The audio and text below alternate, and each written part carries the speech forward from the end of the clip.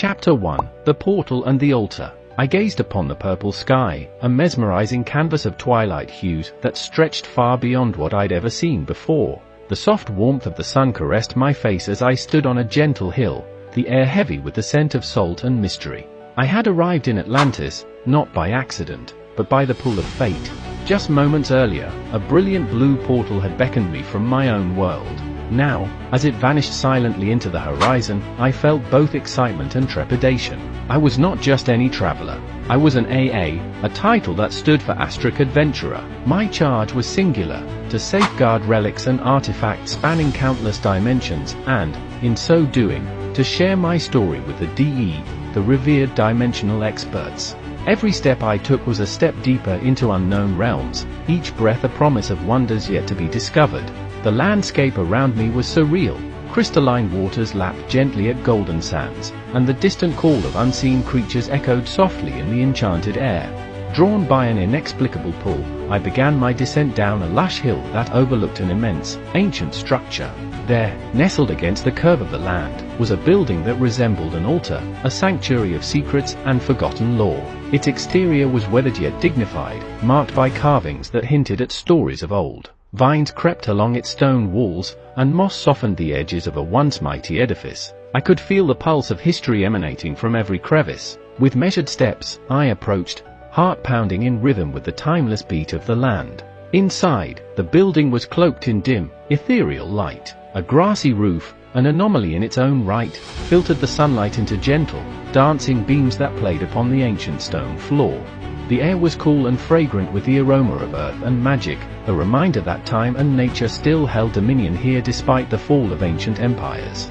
As I ventured further into the creaking hallway, my eyes caught a glimmer in the shadowed corner.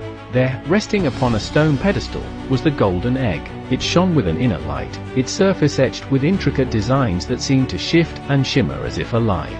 The legends whispered among the stars had spoken of such an egg, the last hope of a realm long forgotten. I recalled the tale of Skypiea, a world where a fierce golden dragon had soared through endless skies, ruling with both majesty and might. His palace, known as the Skybounds, was a fortress of clouds and dreams. But calamity had struck.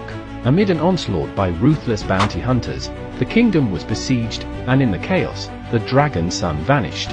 In the aftermath, despair claimed the hearts of the king and queen dragon, and soon, the entire realm fell into darkness. Generations passed in sorrow until, 6 years later, an altar was raised in honor of the lost heir. It was here, at this sacred place, that the legend foretold the egg would one day glow, heralding the birth of a new hope. I knelt before the gleaming artifact, tracing the delicate etchings with a trembling hand. My fingers brushed over symbols of ancient power and prophecy, and in that instant, the egg began to pulse with radiant light. Memories of every adventure, every narrow escape in my long career as an Astric adventurer, rushed through me. Never had I witnessed such a phenomenon.